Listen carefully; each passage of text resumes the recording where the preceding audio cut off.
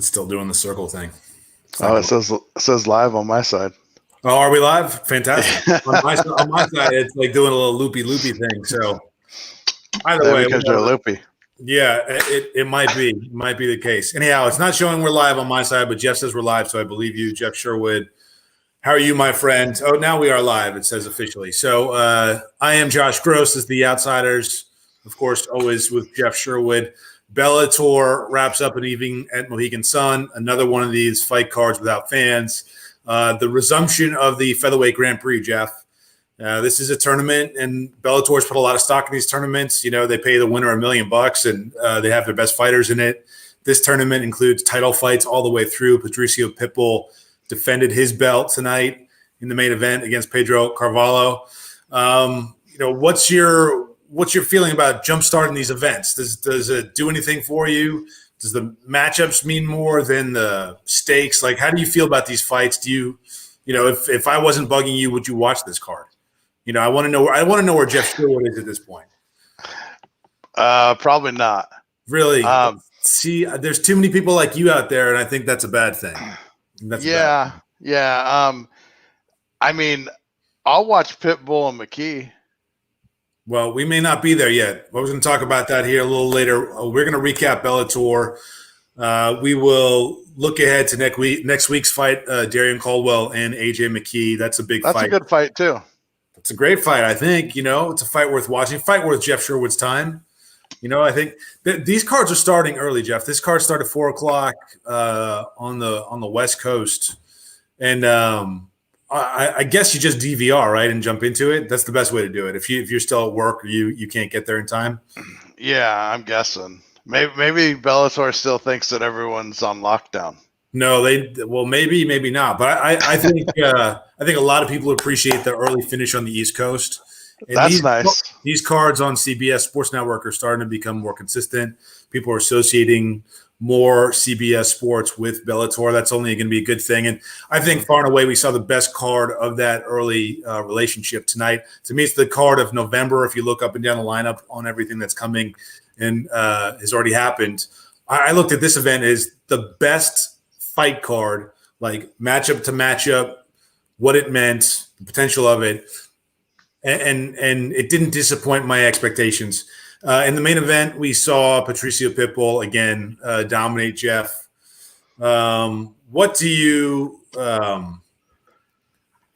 is he just a shoo-in to win this tournament? I know you said you want him to fight AJ McKee. You look forward to that. But do you have the expectation that Pitbull will once again defend his title, walk through this tournament? There's no one else in the promotion in that weight class that can handle him. Well, I think both fighters on the other side of the bracket are quality fighters. I don't think it's going to be a walk in the park. I think either one of those guys will give him a fight. But this is the spot we've been waiting for to see Antonio McKee possibly in. And we'll see if it's too soon. If even if he gets past Caldwell, which is also another question. So. I think where the card sits right now, it just got very interesting with those three fighters left. Yeah, I guess you can't go wrong on a matchup. I mean, still, it's not three fighters, there's more because Emmanuel Sanchez won his fight. So Sanchez against Patricio Pitbull, I mean, they went 5 rounds. They went 25 minutes. It was a competitive fight. I think Emmanuel Sanchez is a game competitor, puts a lot of pressure on people. It sets up as an exciting fight. The tournament is really coming to form. And if it gives us McKee against Pitbull, then amazing. But if not, I still think the format works for them. What do you think about next weekend's fight between McKee and Caldwell? Is it – I think AJ McKee got really fortunate because of the pandemic. This fight was supposed to happen months ago, and he's coming off a fairly serious knee injury, something that had to require medical attention, surgery, and recovery. And he was going to have the surgery and come back in a month. That was AJ McKee's mind. Now he's had plenty of time to recuperate and prepare himself for the fight. That's a big difference maker as I see it. How do you feel about this contest? What kind of chance do you give both fighters? To be honest, I think this is a shot, like you said, with the knee injury coming back. You know, this is what we see from young fighters. There gets to a point where they start fighting quality opponents, and we see where exactly they stand in the food chain. And this is we've been watching McKee for a long time, and now that he's getting to better competition, this is going to answer a lot of questions. And I think he has a very good chance that he even has a chance to possibly win the whole tournament. Yeah, no question about it, right? I mean, that's the expectation. Undefeated. If he walks through this tournament, AJ McKee's undefeated, Bellator 145 champion, then every single plan, everything that him and his dad worked for, pay off, right? It doesn't get bigger than that. And that's what's at stake for him. He's got his lines, he's got his ambitions. He's now represented by CAA, I think. So he's got some big plans for himself. And if he's the kind of guy that can walk through this tournament and finally, because Patricio PItbull is the best fighter on that roster, right? You have to say that, don't you? Yeah, I think so. If McKee goes undefeated, beats that guy, then all of a sudden he blows up. He's the superstar, and amazing to see where his career can move going forward. Jeff, did you see the co-main event, or you just caught the end of the co-main event, right? Yeah, I just saw when I got in and turned the TV on, it was the decision.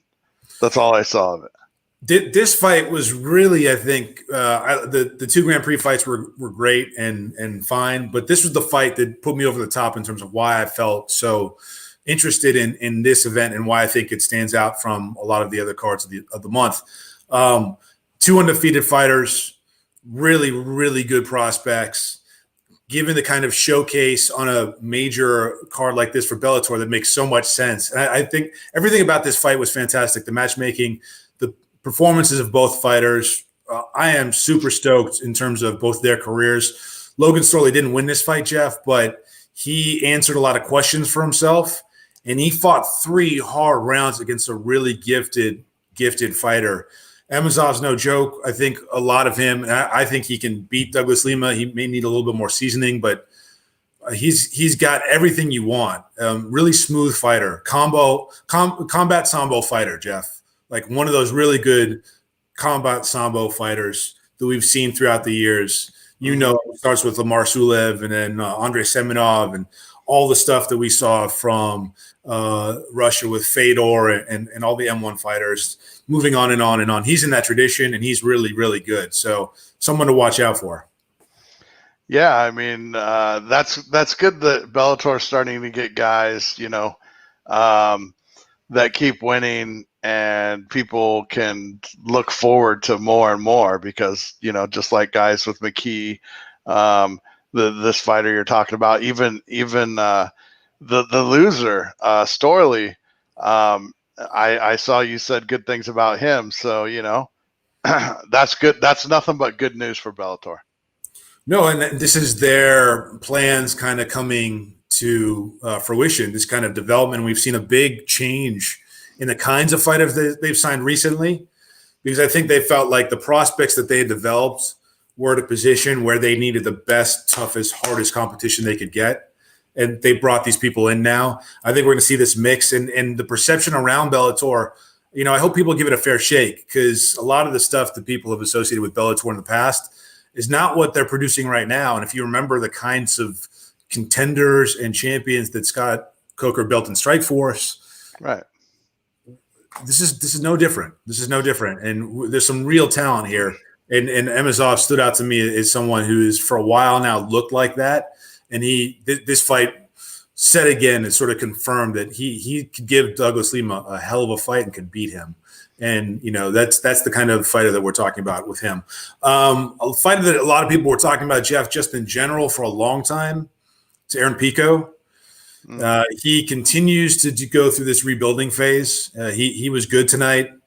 I thought he, again, mixed this catch wrestling style that he's become more accustomed to working at Jackson's, and folded that into a lot of the striking that he felt like he had to do early in his career. Beautiful knockout, but it came after takedown, ground and pound, positional control, all of that stuff, sort of the complete package. Time to see him get some upgrade in competition. But Pico, if you haven't seen the fight yet or the knockout, Jeff, you got to get a chance to watch it. Again, I think this rebuilding phase is working for him. What is the ceiling? Can he be that guy that people talked about at the beginning of his career? Can he find that again, or is that gone?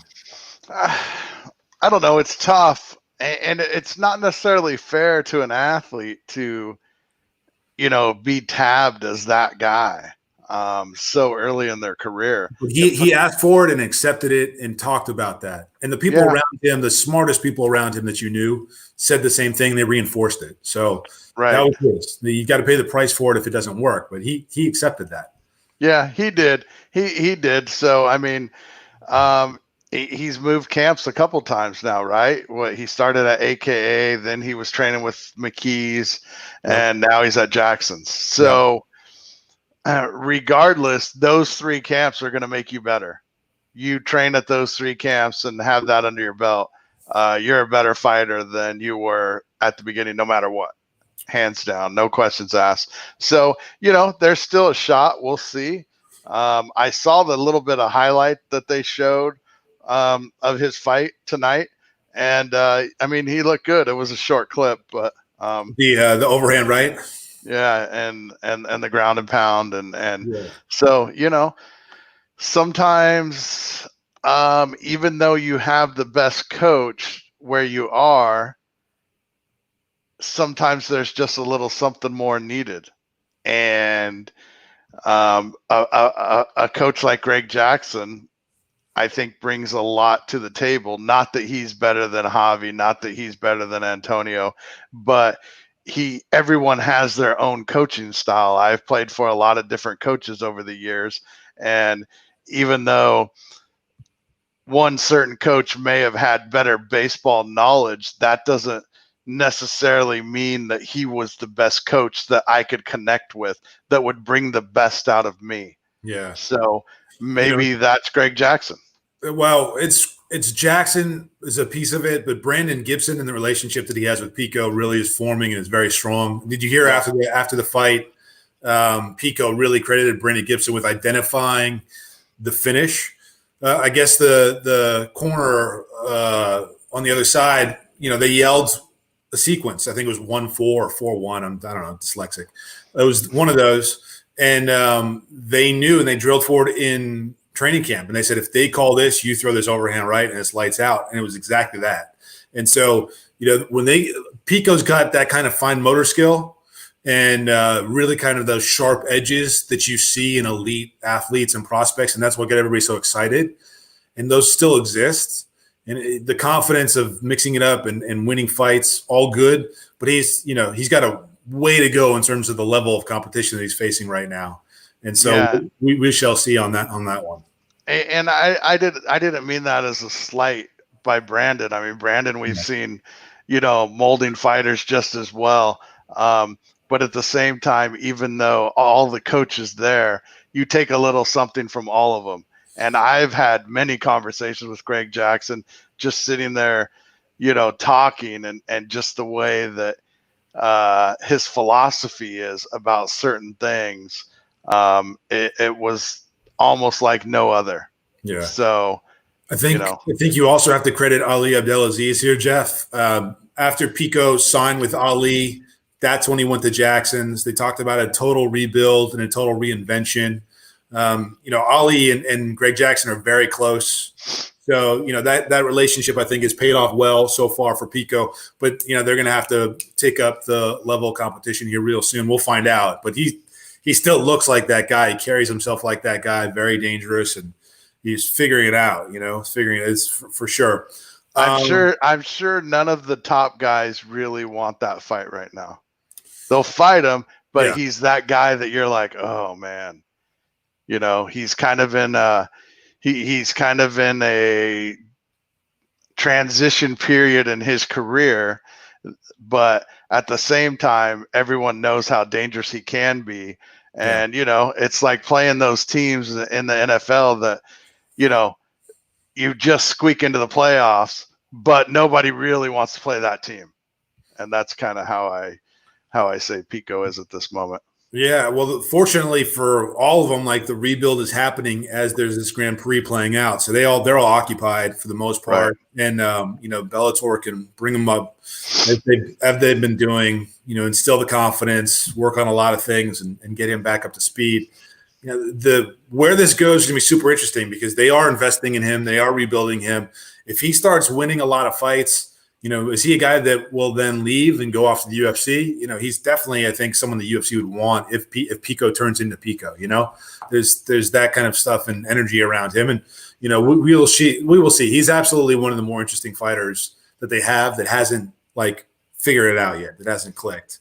Before we get off this card, Jeff, you had wanted to talk about the main event and whether this stoppage was quick, and whether if this fight was in the UFC and it was a title fight at 145, would there be discussion right now about it? But because it's not, people just sort of shrug their shoulders. Why did you feel like that was something to talk about?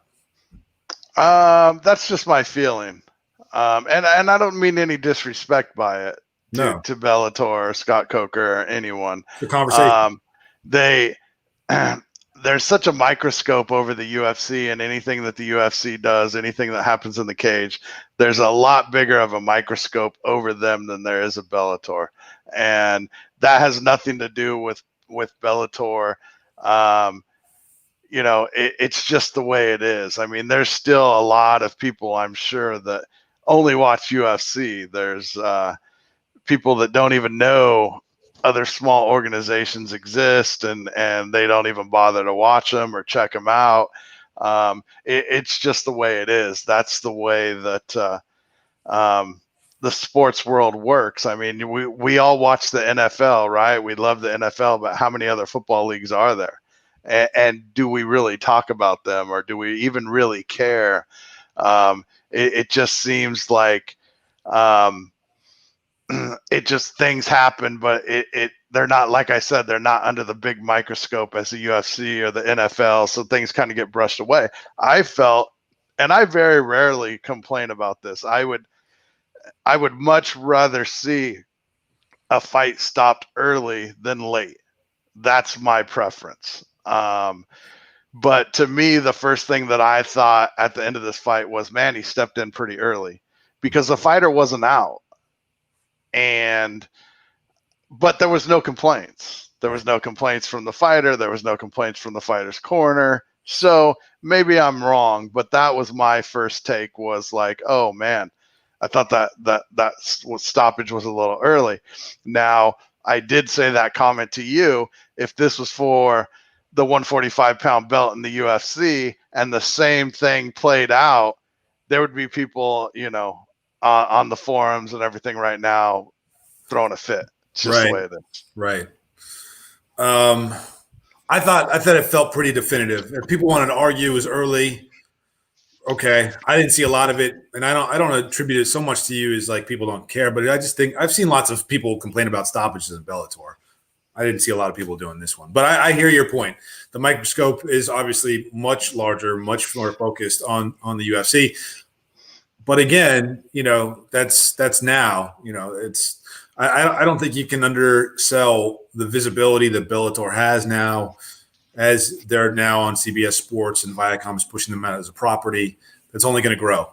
Well, if anybody has watched Scott Coker over the years, you know that eventually he's going to get there. I mean, it's the same as when a general manager comes in to a Major League Baseball team. And it's kind of like the way that Coker did. Coker took over Bellator. There was fighters there. There was personnel there. Everything was there in place. It takes a while to get your own system in. And like I said, if you've been watching Scott Coker over the years, you know that eventually when he gets all his gears in motion, that he's going to put out a very quality product. I mean, if you go back to Strikeforce right before the UFC bought them out, there wasn't such a big gap. The gap was closing at that time. And then that happened. And so there's no doubt in my mind that, once everything's in motion, Scott Coker gets everything going how he wants to with the personnel. and everything, that he's going to close the gap. Not saying Bellator or Scott Coker will ever be bigger than the UFC, but as we saw with Strikeforce, he closes the gap and got pretty damn close when the UFC bought him out. Yeah, and a scenario in which Bellator is sold by Viacom CBS so that Zuffa can absorb it seems impossible. So Bellator is here to stay. They're not going under. You don't have to worry about. You would think. You would think. It just it's. I mean, their track record shows they're a viable company, and they do a lot of mixed martial arts all over the world, and they do well. They continue. Yeah. They have a lot of fighters under contract that they pay continuously and regularly. So they're there. The UFC obviously is going every weekend, and again, relying on these fighters who have, in some cases, that have been around forever and just continue to make a career out of this crazy business. And Glover Teixeira, again, Jeff, I think showing what made him great in the early days, like showing what people like you and me, when we saw him in his earliest fights, identified like, whoa, that guy's like the real deal. Mm-hmm. Still never lost that idea of what made him so dangerous and made him want to fight. Well, you've been around Glover a lot and you've seen him. This is kind of amazing, but at the same time, kind of like, yeah, Glover Teixeira is doing this. It can't be that big of a surprise, right? No, I don't think it's that big of a surprise at all. I mean, like you said, he's been doing it forever.